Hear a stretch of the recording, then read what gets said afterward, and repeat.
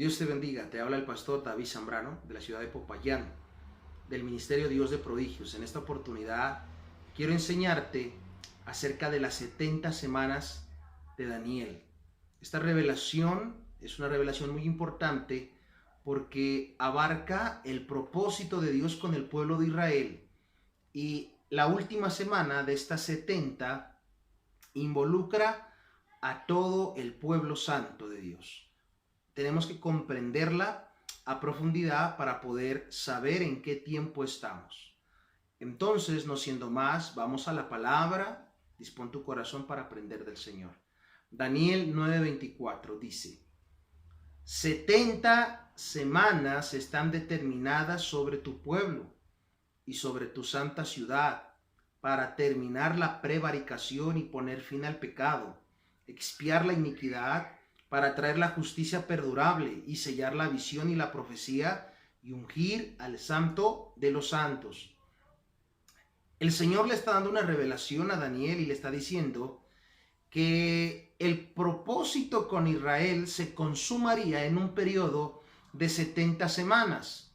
Pero 70 semanas, ¿qué quiere decir? ¿Qué significan 70 semanas? En la versión Torres Amat, el Daniel 9:24 dice: se han fijado 70 semanas de años. Muy interesante. Entonces, tenemos que entender que desde el lenguaje profético del que está hablando Daniel, el Señor le está hablando de que cada semana de estas 70 representan 7 años. 7 años. Y como son 70, entonces multiplicamos 7 por 7, nos dará 49, o sea, 490 años, a partir del momento en que el Señor le comienza a hablar a Daniel, desde el momento en que vamos a profundizar ya ahorita, que se restaura, que se levanta el templo, que se levantan las murallas en Jerusalén, comienza a correr. Entonces el Señor le está hablando y le está diciendo, digámoslo así de una manera más expresiva, 490 años son el periodo con el cual yo voy a cumplir mi propósito en Israel. Voy a terminar el pecado, voy a expiar la iniquidad y al final ungir al santo de los santos. En algunas versiones dice y ungir al lugar santísimo. En otras se enfoca en Jesucristo, en el Mesías, ungir al santo de los santos. Personalmente, cuando yo leo la palabra en Apocalipsis 21:22 dice: y no vi en ella templo alguno, porque su templo es el Señor, el Dios Todopoderoso y el Cordero. Me llamó la atención cuando leí este texto porque nos muestra que al final de los tiempos, templo como tal no va a existir, sino que el templo será propiamente Dios mismo. Y Jesucristo, obviamente desde esta panorámica, será ese Rey de Reyes y ese Señor de Señores que gobernará con justicia, con vara de hierro, dice en Apocalipsis. Entonces, parece ser que desde esta perspectiva, al terminar todo este panorama de la última semana, que está pendiente por empezar, que está en pausa, cuando se termine todo lo que va a ser el anticristo, se desaten las trompetas, las copas, los sellos, cuando todo este proceso termine y sea la venida de nuestro Señor Jesucristo, juntamente con la iglesia que ha sido previamente arrebatada, comenzará este tiempo donde Jesucristo será ungido, declarado Rey de Reyes y Señor de Señores, y gobernará durante 1000 años, dice la palabra, el tiempo milenial, sobre todas las naciones. Entonces allí podríamos decir que se cumple esta parte donde dice ungir al santo de los santos. Ahora bien, regresando a las 70 semanas, lo que estamos entendiendo es que este es un tiempo que ya está establecido, que está escrito para cumplir el propósito con Israel. Pero vuelvo y te lo repito, de estas 70, 69 ya se han cumplido al pie de la letra, y es lo que vamos a estudiar a continuación. El verso 25 dice: sabe pues y entiende que desde la salida de la orden para restaurar y edificar a Jerusalén hasta el Mesías príncipe, habrá 7 semanas y 62 semanas, coma, y punto y coma, perdón. Se volverá a edificar la plaza y el muro en tiempos angustiosos. Todo lo que acabamos de leer es muy interesante porque todo eso se cumple a cabalidad. El Señor le dice que desde la salida de la orden para restaurar y edificar a Jerusalén hasta el Mesías, si sumamos estos dos periodos, serían 69 semanas. Serían 69 semanas las que estarían determinadas. Representan 483 años. Pero a la vez, estos 483 años los divide en dos periodos. Y esto es lo interesante. Y esto es lo que vamos a profundizar a continuación. Entonces vuelvo y me remito al inicio. Sabe pues y entiende que desde la salida de la orden para restaurar y edificar a Jerusalén hasta el Mesías príncipe habrá 7 semanas. ¿Por qué divide? Porque él pudo haber dicho habrán 62 semanas y ya, pero no. Él las divide y él dice primero 7 semanas transcurrirán y después de estas 7 otras 62 y sumadas darán 69 semanas, para que a su vez sumadas las 69 semanas nos dé 483 años. Ahora en un momento en una gráfica te lo explico un poco mejor, pero bueno, partamos del inicio. El Señor le dice a Daniel que va a haber una orden para restaurar a Jerusalén y restaurar el templo. Recordemos que Daniel todavía está y hace parte del imperio babilónico. Pero ya el reinado de Belsasar, como lo estudiamos en la clase anterior, ya pasó. Ahora está el imperio medo-persa. Y es en este imperio que Dios usa a dos varones, como es Ciro y como es Darío, para emitir unos decretos que a la final permitirían levantar nuevamente ese templo que estaba caído, esas murallas que estaban destruidas. Ahora bien, bíblicamente y desde la perspectiva histórica, hay 3 decretos que se dieron para restaurar Jerusalén, para levantar el templo, para levantar las murallas. Miremos, Esdras 1:1. Dice la palabra: en el primer año de Ciro, escucha muy bien, en el primer año de Ciro, rey de Persia, para que se cumpliera la palabra del Señor por boca de Jeremías, el Señor movió el espíritu de Ciro, rey de Persia, y éste hizo proclamar por todo su reino y también por escrito diciendo: así dice Ciro, rey de Persia, el Señor, Dios de los cielos, me ha dado todos los reinos de la tierra, y él me ha designado para que se le edifique una casa en Jerusalén, que está en Judá.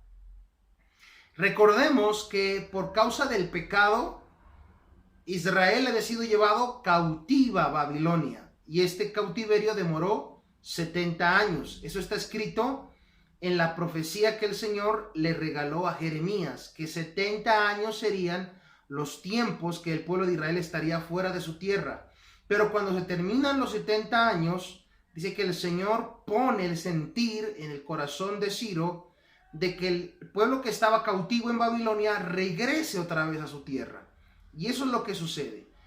Los historiadores sitúan esta primera orden en el 537 a.C., pero hubo demasiada oposición de tal manera que esa orden se dio pero no se consolidó, no se desarrolló.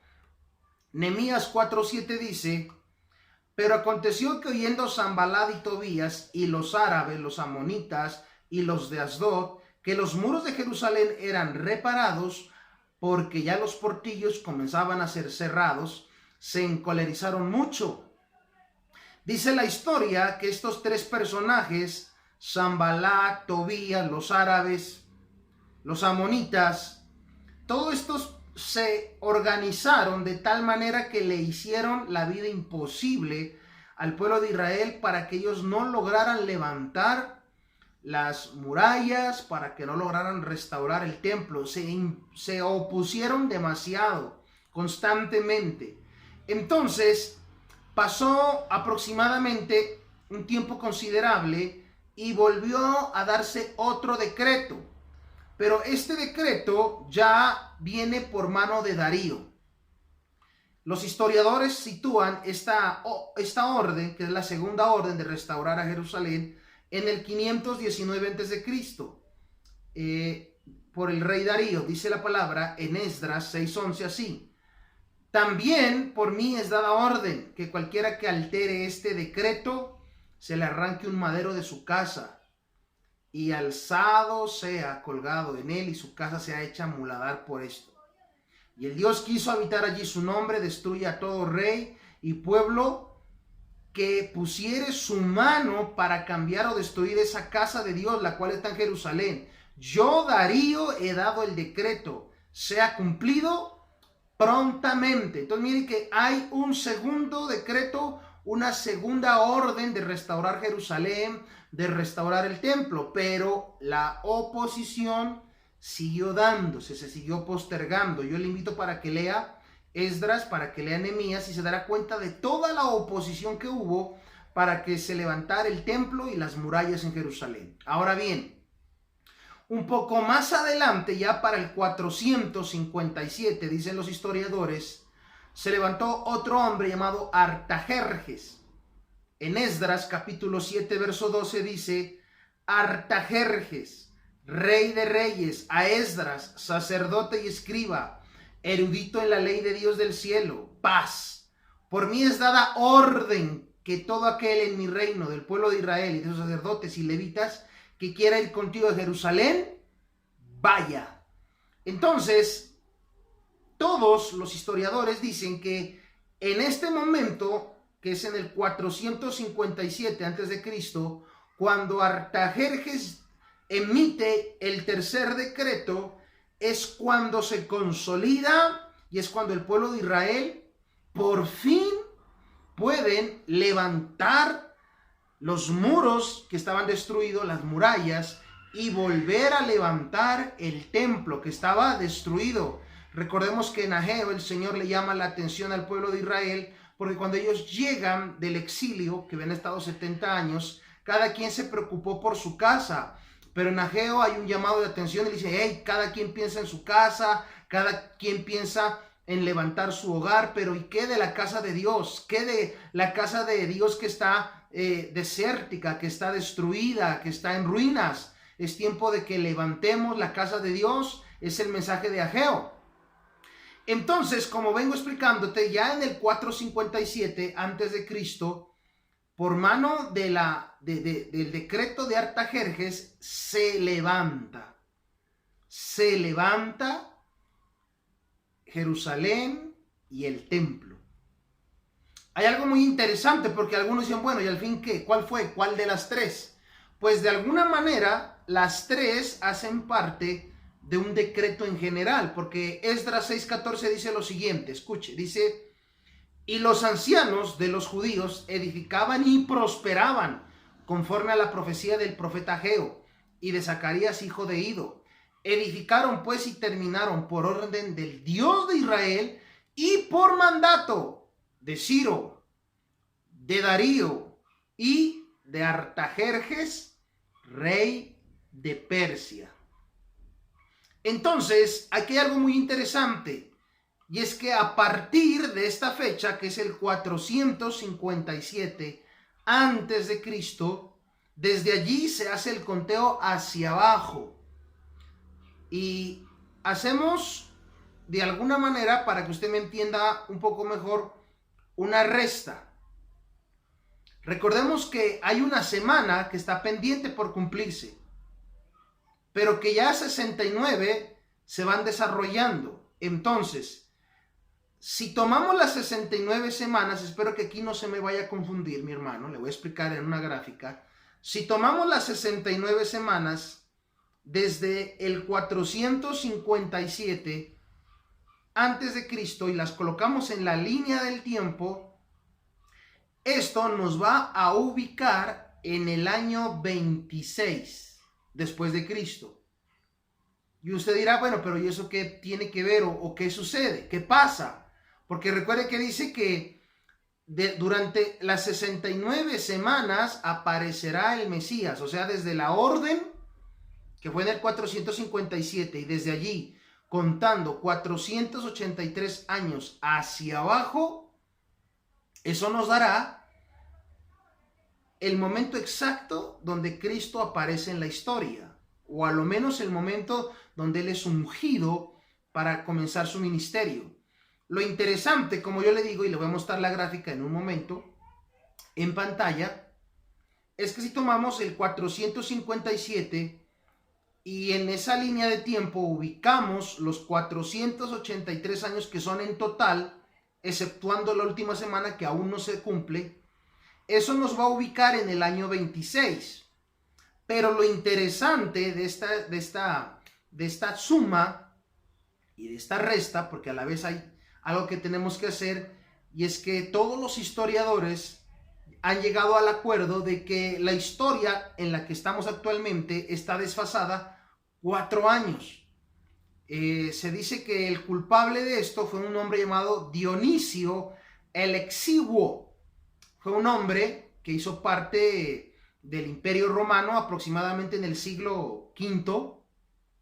Se dice que este hombre hizo un conteo para organizar, digamos, el tiempo en que el Imperio Romano había estado en auge, y cuando él hace este cálculo al tiempo actual de nuestra era actual, le quitó 4 años. Entonces, si a ese 26 que nos está dando le sumamos 4 años que están desfasados en la historia, eso nos va a dar a nosotros 30 años. Ahora bien, usted, bueno, pero ¿qué sucede? En la era cristiana, cuando llegamos al año 30, ¿qué pasa? Aquí hay algo interesante. Lucas 3:23 dice, Jesús mismo al comenzar su ministerio era como de 30 años, hijos, según se creía, de José, hijo de Elí. Entonces, mire, ¿qué es lo que tenemos que entender? Que desde el 457, tomando los 483 años del desarrollo total hasta el momento en que aparece Jesús, la historia nos ubica en el año 30, que es precisamente el año cuando Jesús es ungido por el Espíritu Santo, es bautizado y comienza el ministerio. Entonces, podemos decir de una manera perfecta que la palabra y la profecía se cumplió a cabalidad. Porque recordemos una vez más, y vuelvo y me remito a esta parte, donde dice Daniel 9:25, sabe pues y entiende que desde la salida de la orden para restaurar y edificar a Jerusalén hasta el Mesías príncipe habrá 7 semanas y 62 semanas. Vuelvo y le repito, en total nos da un valor de 69, que a su vez representan 483 años. Pero se comienza a contar desde el momento en que está el decreto de restaurar. Le acabé de explicar que ese decreto se consolidó en el 457 a.C. Entonces, cuando ubicamos partiendo desde el 457 y tomamos los 483 años en total, esto, como le digo, nos ubica en el año 26. Pero como hay 4 años que se le restaron a nuestro tiempo por un error de un hombre que le acabé de explicar, Dionisio, entonces eso me ubica precisamente en el año 30, cuando Jesús fue ungido por el Espíritu Santo, fue bautizado y comenzó el ministerio. Entonces, hasta aquí podríamos decir que la profecía se ha cumplido de una manera excepcional. Ahora bien, sigamos en el verso número 26. Dice la palabra, Daniel 9:26. Y después de las 62 semanas se quitará la vida al Mesías, mas no por sí. Y el pueblo de un príncipe que ha de venir destruirá la ciudad y el santuario, y su fin será con inundación, y hasta el fin de la guerra durarán las devastaciones. Miremos lo siguiente. En esta porción de la Escritura nos dice que al Mesías se le va a quitar la vida. pero no por sí mismo, sino que alguien se la va a quitar. Obviamente todos conocemos la historia que nuestro Señor Jesucristo fue crucificado, fue muerto en una cruz por orden de los romanos. Ahora bien, ¿qué es lo interesante del asunto? Dice la palabra que va a venir un príncipe y que va a destruir la ciudad y el santuario. Qué tremendo esto, hermano, porque dice la historia que el general Tito, hijo del emperador Vespasiano, en el año 70, te voy a colocar en la pantalla una imagen, porque es notorio que esto fue de alguna manera una victoria para ellos. Inclusive en Roma está el arco de Tito. Ahí en las imágenes que te voy a poner en pantalla lo puedes observar. Pero también en las imágenes puedes observar que en el arco de Tito muestran cómo destruyeron y todo lo que se llevaron a Roma, lo que había en el templo. Ahí miramos la menorá, los artículos, los utensilios del templo, todo de oro. Y todo eso fue llevado a Roma. Hasta el sol de hoy, en el arco que queda en Roma, en el arco de Tito, está eso allí. Ahora bien, como te digo, lo interesante es que la profecía dice de un príncipe, no dice ni de un rey ni de un emperador, porque quien lo hizo fue Tito, hijo del emperador Vespasiano, o sea que él era príncipe. Hasta en eso la palabra de Dios es precisa y eso es lo que a mí me encanta de la palabra del Señor.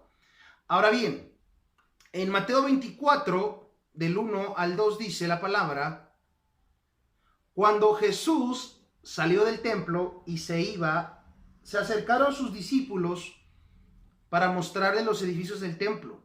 Y respondió él, les dijo: ¿veis todo esto? De cierto os digo que no quedará aquí piedra sobre piedra que no sea derribada.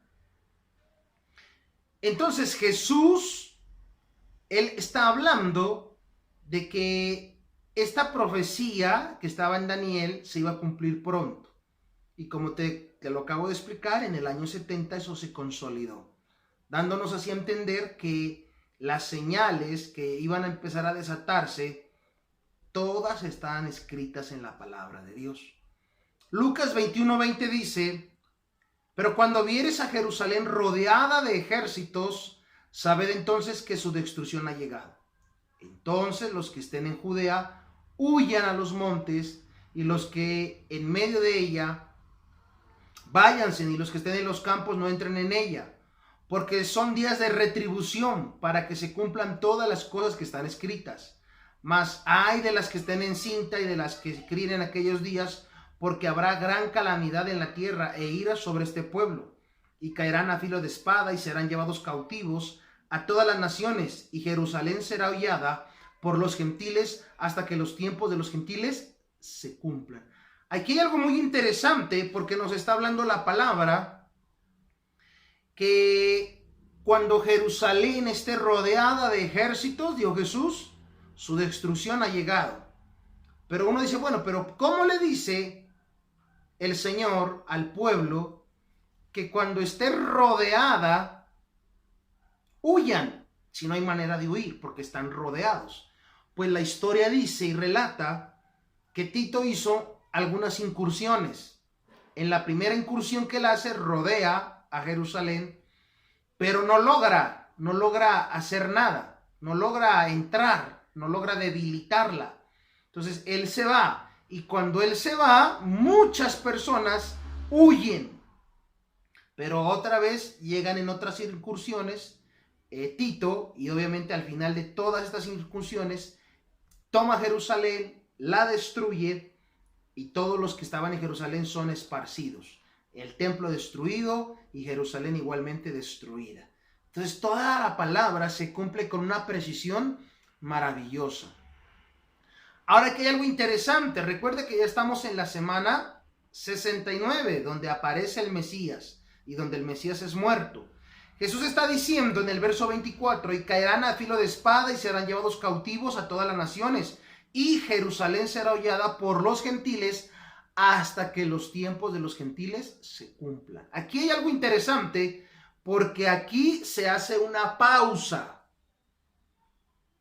Y las 70 semanas, de las 70 semanas, 69 hasta este momento se han cumplido. Pero Jesús dice que cuando Jerusalén sea sitiada y sea destruida, habrá un tiempo que se dará para los gentiles. ¿Pero tiempo de qué? Romanos 11:25 dice: porque no quiero, hermanos, que ignoréis este misterio, para que no seáis arrogantes en cuanto a vosotros mismos. ¿Qué ha acontecido a Israel? Endurecimiento en parte, hasta que haya entrado la plenitud de los gentiles.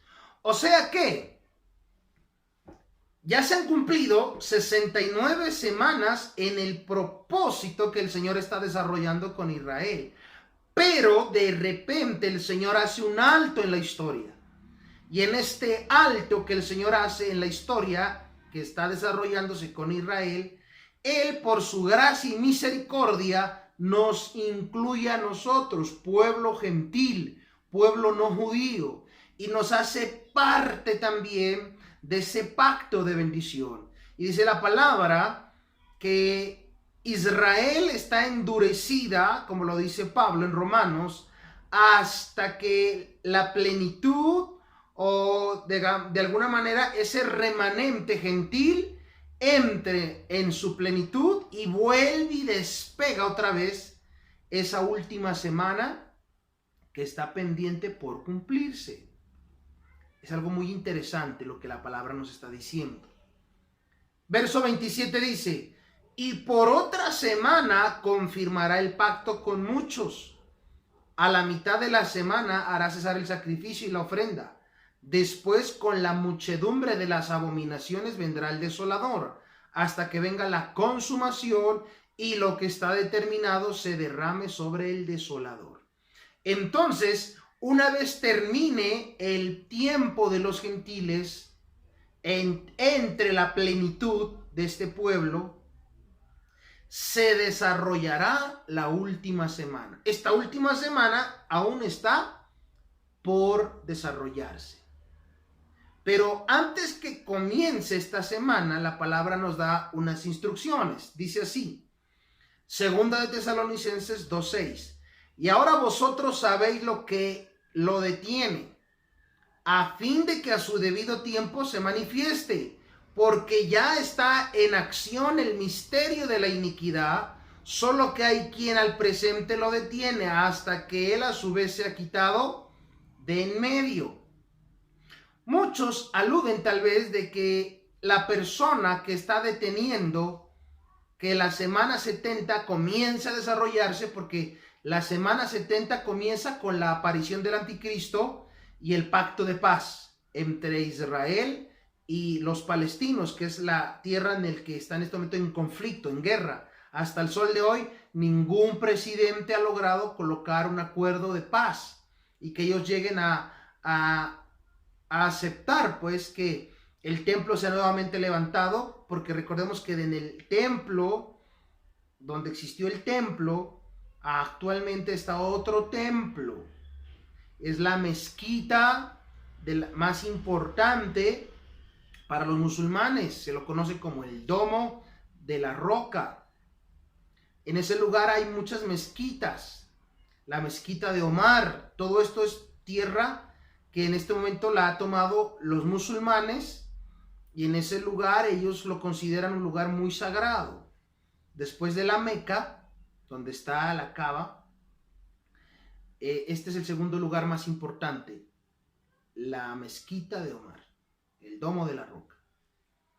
Entonces dice la palabra que la semana 70 no puede empezar hasta que la iglesia no se vaya, porque mientras la iglesia esté aquí en la tierra ungida del Espíritu Santo, el anticristo, juntamente Satanás allí trabajando, no podrán desarrollar el misterio de la iniquidad. Entonces aquí dice, retomando, Ahora vosotros sabéis lo que lo detiene, a fin de que a su debido tiempo se manifieste, porque ya está en acción el misterio de la iniquidad, solo que hay quien al presente lo detiene hasta que a su vez él se ha quitado de en medio. Entonces lo que aquí nos dice la palabra es que la iglesia llena y ungida del Espíritu Santo es lo que impide que el anticristo, como te lo acabo de decir un momento, desarrolle el ministerio de la iniquidad completamente, porque ya ha venido bajo cuerda en las sombras, poco a poco tejiéndose la plataforma, pero no se ha podido hacer pública mientras la iglesia esté presente, pero la iglesia será quitada. El Espíritu Santo no, porque el Espíritu Santo, según nos muestra la palabra, seguirá trabajando ya con el pueblo de Israel. Van a levantarse los 144,000, van a publicar el evangelio, muchos serán sellados, también habrá un tiempo de milagros, Dios los va a usar. O sea, el Espíritu Santo seguirá trabajando, pero ya no con la iglesia, sino que con Israel. O sea, que no es el Espíritu Santo, sino la iglesia la que impide que este ministerio de iniquidad se consolide y se desarrolle. Ahora bien, para terminar te quiero mostrar algo que estaba analizando. Pablo nos dice, está en acción el misterio de la iniquidad. Como sabemos, el diablo siempre quiere hacer lo opuesto, pero quiere siempre copiar lo que hace el Señor. Porque en 1 de Timoteo 3:16 nos habla, dice, e indiscutiblemente grande es el misterio de la piedad. Dios fue manifestado en carne, justificado en el Espíritu, visto de los ángeles, predicado a los gentiles, creído en el mundo y recibido arriba en gloria. Entonces, ¿qué es el misterio de la iniquidad y lo que se viene desarrollando bajo las sombras? No directamente todavía. Aquí dice un paralelo. Entonces, el misterio de la piedad en Jesús dice, Dios fue manifestado en carne. El misterio de la iniquidad a través del anticristo es Satanás se manifestará en carne. En el misterio de la piedad dice que Jesús fue justificado en el Espíritu. En Juan dice que ya Satanás fue juzgado. En el misterio de la piedad dice que Jesús fue visto de los ángeles, o sea, fue apoyado por los ángeles y el ministerio fue desarrollado en función de ellos. La palabra nos dice que en el misterio de la iniquidad el anticristo estará respaldado y será visto por los demonios. En el misterio de la piedad dice que será predicado a los gentiles. Igualmente, el anticristo de la misma manera también a muchos les será predicado. En el misterio de la piedad dice que será creído en el mundo, Cristo. Pero en el misterio de la iniquidad, el mundo será engañado, porque todo esto serán puras mentiras, engaños. Para terminar, dice en el misterio de la piedad que Cristo será recibido arriba en gloria, pero en el misterio de la iniquidad, Satanás, el anticristo, será recibido abajo, en el lago que arde con fuego y azufre. Ahí te pongo un cuadro en la pantalla para que lo analices. Entonces, aquí ya terminamos y queda pendiente el desarrollo de la última semana. Hasta aquí hemos visto prácticamente las 69 semanas. Queda pendiente profundizar la última semana, que como te dije, está por comenzar. Oramos y le pedimos al Señor que cuando comience esta semana, usted y yo ya no estemos. Y la promesa del arrebatamiento se cumpla en nosotros. Hermanos, qué bendición compartir esta parte de la palabra. Quiero bendecir tu vida y pedirte que compartas la enseñanza con tus amigos, con tus hermanos, con la familia, con los discípulos y todos nos nutramos de la palabra del Señor. Te invito para que te suscribas al canal. Vamos a estar subiendo nuevo material. La siguiente enseñanza, si Dios lo permite, será el desarrollo de la última semana, la semana 70. Muy importante. Que Dios te bendiga. No te olvides, suscríbete. Bendiciones.